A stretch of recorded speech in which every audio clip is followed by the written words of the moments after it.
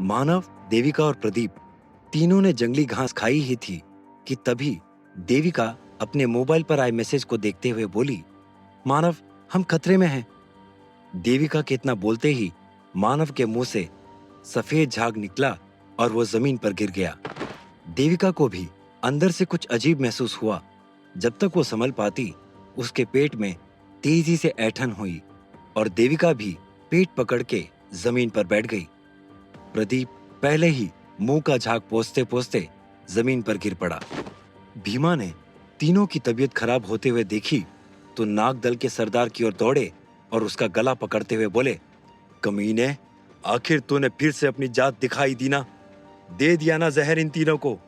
फिर भीमा अपना दंड उठाते हुए बोले, रुक जा, आज मैं तुझे मौत के घाट उतार कर ही रहूंगा। जब तक सरदार कुछ बोल पाता या जवाब दे पाता, भीमा ने एक जोरदार प्रहार उस पर कर दिया। सरदार जल्दी से बाईं ओर कूदकर खुद को बचा ले गया। इससे पहले कि भीमा दूसरा वार करते, सरदार बोला, भीमा, तुम सनक गए हो क्या? मैं क्यों जहर दूंगा? कम से कम पहली मेरी बात तो सुनो। भीमा सरदार के ऊपर दंड तानकर खड़े होते हुए बोले, जो भी बोलना है जल्दी बोल। तेरी जिंदगी अब कुछ पल की ही मेहमान है। सरदार बोला, मुझे लगता था कि तुमको जड़ी बूटियों का ज्ञान होगा, लेकिन तुमको तो केवल दंड भाजने का ज्ञान है। अरे भाई, थोड़ा अकल लगाओ। अगर मुझे इनको मारना ही होता तो अपनी श्वास मणि क्यों देता? भीमा अगला वार करते हुए बोले, अब तुम मुझसे धूर्तता वाली बातें मत कर। तूने उन्हें मणि इसलिए दी थी क्योंकि तुझे लगा था कि उनको मारने के बाद तू मणि वापस पा जाएगा, लेकिन भीमा के रहते ऐसा हो नहीं सकता। आज मैं तुझे यमलोक पहुंचा के रहूंगा। सरदार ने फिर से किसी तरह भीमा के वार से खुद को बचा लिया। सरदार अपनी जगह से दूर हटकर एक चट्टान के ऊपर खड़ा हो गया और भीमा से बोला, तुम बावलों की तरह मुझ पर वार पे वार किए जा रहे हो। पहले ये तो ठीक से देख लो कि वो अब तक जिंदा है कि नहीं। भीमा ने हवा में एक ऊंची छलांग लगाई। उनकी सीने तक की दाढ़ी हवा में लहराते हुए ऐसे लग रही थी जैसे बर्फ उड़ रही हो। भीमा चट्टान पर पहुंचे और बोले, मैंने उनकी सांस बंद होते हुए देखी है, तभी तो तुझे मौत के घाट उतारने आया हूं। तूने हम सब की पीठ में छुरा घोंपा है, विश्वास के नाम को कलंकित किया है।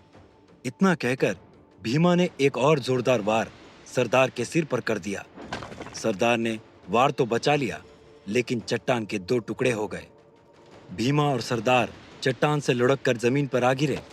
सरदार का बेटा उनको बचाने के लिए आगे बढ़ा तो सरदार ने इशारे से उसे दूर ही रोक दिया और बोला, ये लड़ाई नहीं है, बस भीमा सनक गया है। तुम इससे दूर रहो, थोड़ी देर में सब ठीक हो जाएगा। नागदल के सभी साथी पहले ही मानव के हाथों घायल होकर जा चुके थे। सरदार के दंड को मानव ने बर्बाद कर दिया था। अब सरदार के पास बचने का एक ही तरीका था। सरदार ने भीमा को अपनी ओर आते देखा तो तेजी से मानव की तरफ दौड़ लगा दी। फिर भीमा ने दंड फेंककर उसके ऊपर वार कर दिया। सरदार ने वार बचाने की बहुत कोशिश की, लेकिन निशाना इतना तेज और तीखा था कि वो चोट खाकर जमीन पर गिर पड़ा। जब तक भीमा अगला वार करते, सरदार भीमा से बोला, भीमा, पागल मत बनो। तुम खुद सोचो, अब मुझे मानव को मारने से कोई फायदा नहीं होने वाला है। मैंने मानव को कोई जहर नहीं दिया है। ये एक जड़ी थी, एक जंगली घास। भीमा ने गुस्से से उफनते हुए बोला, अच्छा, और एक जड़ी खाकर ये तीनों मर गए, है ना? सरदार मानव के सिर के एकदम पास आया और बोला, नहीं, ये मरे नहीं हैं। बस इनके सांसें चलने की रफ्तार धीमी हो गई है। कई बार कुछ लोगों पर दवा का थोड़ा उल्टा प्रभाव होता है, जिससे बेहोशी आती है। भीमा गुस्से में बोले, मुझे अब तेरी किसी भी बात पर भरोसा नहीं है।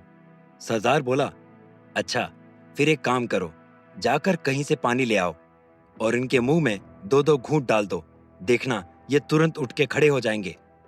भीमा दंड लेकर सरदार के सामने खड़े हो गए और बोले, तू अब मुझको और मूर्ख नहीं बना सकता है। मैं पानी लेने जाऊंगा और तू फुर्र हो जाएगा। अगर मानव को कुछ भी हुआ तो मैं आज तेरी यही समाधि बनाऊंगा। सरदार को जब यकीन हो गया कि भीमा किसी भी तरह से मानने वाला नहीं है, तो अपने बेटे को बुलाकर पानी लाने के लिए भेज दिया। सरदार ने भीमा को पास आकर मानव की धड़कन को महसूस करने के लिए भी कहा, लेकिन भीमा नहीं आए। भीमा को शक था कि सरदार मौके का फायदा उठाकर उन पर ही वार कर देगा। थोड़ी देर बाद लड़का लौट आया। उसके पास पत्थर का बना हुआ एक टेढ़ा मेढ़ा पात्र था। लड़के ने पानी लाकर सरदार के हाथ में दे दिया और चुपचाप जाकर किनारे खड़ा हो गया। सरदार ने जल्दी से थोड़ा थोड़ा करके तीनों के मुंह में पानी डाला और पात्र को किनारे रख के वहीं बैठ गया। सरदार ने प्रदीप का हाथ उठाकर देखा तो उसका शरीर तेजी से ठंडा हो रहा था। सरदार ने उसका हाथ पकड़ा और उसके दस्ताने निकाल दिए, हाथ पर मुंह की भाप दी और तेजी से उसका हाथ रगड़ने लगा। कुछ देर बाद मानव और देविका ने तो आंखें खोल दी, लेकिन प्रदीप जमीन पर शांत पड़ा रहा। मानव को आंख खोलते देख भीमा खुशी से किसी छोटे बच्चे जैसे उछल पड़े। मानव ने सरदार की ओर देखा और बोला, ये आपने हमें कौन सी जड़ी दी थी? सरदार प्रदीप का हाथ रगड़ते हुए बोले, ये एक जंगली घास है, इसमें भरपूर ऊर्जा होती है। इसे खाने से खाना देर से पचता है, भूख कम लगती है, शरीर हल्का रहता है और सांस लेने की शक्ति थोड़ी कम हो जाती है। पहाड़ी चढ़ाई पर या किसी ऐसी जगह पर जाना हो जहां हवा कम हो, वहां ये जड़ी मददगार होती है। देविका गुस्साते हुए बोली, तो आपने हमें पहले बताया क्यों नहीं कि इससे हम बेहोश हो जाएंगे? सरदार बोला, क्योंकि इससे कोई बेहोश नहीं होता है, बस हल्की कफ बनती है और कुछ नहीं। लेकिन ना जाने क्यों तुम लोगों को बेहोशी आ गई। सरदार ने फिर से प्रदीप का हाथ चेक किया तो शरीर में गर्माहट बढ़ रही थी। धीरे धीरे प्रदीप ने आंखें खोल दी। प्रदीप ने उठते ही एक जोर की ढकार ली और बोला, यार पता नहीं कौन सी घास खिला दी, पेट एकदम भरा भरा लग रहा है। सरदार ने प्रदीप की ओर देखा और कहा, तुम्हारे फेफड़ों में कोई समस्या है, बाद में किसी अच्छे वैद्य से मिल लेना। इतना कहकर सरदार ने भीमा की ओर देखा और आगे कहा, वो तो अच्छा हुआ कि तुम लोग ठीक टाइम पर जग गए, वरना भीमा तो मेरी जान लेने पर तुला हुआ था। अचानक प्रदीप की नजर मुंह से जमीन पर गिरे झाग पर पड़ी तो सफेद झाग लाल हो रहा था। उसने सरदार को इशारा किया और कहा, अब ये क्या हो रहा है? ये झाग सफेद से लाल क्यों हो रहा है? सरदार ने झाग को ध्यान से देखा और कहा, अब तुम लोग पहले से ज्यादा स्वस्थ और दुरुस्त हो। तुम लोगों के उल्टे पुल्टे खान पान की वजह से शरीर में जो गंदगी थी वो बाहर निकल आई है। अब तुम लोग आगे जाने के लिए एकदम तैयार हो। तभी मानव को कुछ याद आया और वो देविका से बोला, बेहोश होने से पहले तुम कुछ कह रही थी, मैं समझ नहीं पाया था। देविका मोबाइल निकालकर मैसेज को पढ़ते हुए बोली, 3 न्यूज हैं। एक तो ये कि हॉस्पिटल से ऑफिस वालों ने कंफर्म किया है कि चंचल वहीं पर है, लेकिन उसका ब्रेसलेट मिसिंग है। दूसरा ये कि कुछ दिन पहले राघव हॉस्पिटल आया था, वो किसी से मिला नहीं, लेकिन वो सीसीटीवी से बच नहीं सका।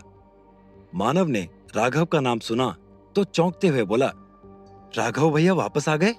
वाह, ये तो बहुत अच्छी खबर है। सुनकर कितना अच्छा लग रहा है, काश मैं भी उनसे बात कर पाता। देविका मानव को टोकते हुए बोली, इसमें खुश होने से ज्यादा चिंता की बात है। राघव का ऐसे टाइम पर आना और फिर वापस गायब हो जाना, चंचल पर जानलेवा हमला होना और चंचल के ब्रेसलेट का मिसिंग होना, ये सब कुछ समझ में नहीं आ रहा है। देविका के चुप होते ही प्रदीप बोला, और वो तीसरी न्यूज क्या थी? देविका ने सिर पर हाथ मारा और कहा, राघव के चक्कर में सबसे जरूरी और इंपॉर्टेंट बात तो मैं बताना ही भूल गई। नेपाल में एक भयानक भूकंप आया है, जिसकी वजह से पहाड़ों पर काफी लैंडस्लाइड हुई है। हाई अलर्ट है कि हमारी तरफ चट्टानें टूट सकती हैं, इसलिए जितना जल्दी हो सके इन बर्फीले एरिया से हटकर मैदान में आने को कहा गया है। मानव ने देविका की बात सुनी तो कहा, अब इतना आगे आकर मैं पीछे नहीं हट सकता हूँ। अब भूकंप आए सुनामी, मुझे वहां जाना ही जाना है। मैं इस चोरी और चंचल के ब्रेसलेट की गुत्थी को सुलझा के ही रहूंगा। देविका ने एक नजर मानव के ऊपर डाली और कहा, वापस लौटने के मूड में तो मैं भी नहीं हूं। अब जब कदम आगे बढ़ा ही दिया है तो जो होगा देखा जाएगा। मानव ने भीमा और सरदार से विदा ली और सरदार के लड़के को देखकर कहा, अब तुम किसी लड़ाई में मत जाना, खूब मेहनत करो, शक्ति इकट्ठा करो और बुराई के खिलाफ लड़ो, लोगों से नहीं। इतना कहकर मानव ने उसके सिर पर हाथ फेरा। भीमा को गले लगाया और अपने रास्ते पर आगे चल दिया। रास्ते की भयानक चढ़ाई, बर्फबारी और लैंडस्लाइड के डर के साए में मानव, देविका और प्रदीप आगे बढ़ते जा रहे थे। एक दो जगह मानव ने प्रदीप को फिसलने से बचाया भी। पहाड़ की चढ़ाई ज्यादा सीधी नहीं थी, लेकिन फिसलन काफी थी। सरदार की जड़ी ने काफी असर दिखाया। मानव, देविका और प्रदीप को सांस लेने में जरा सी भी तकलीफ नहीं हुई। कुछ घंटों की अथक मेहनत और समझदारी से रास्ता तय करने के बाद मानव को दूर से ही वरुणेश झील दिखाई देने लगी।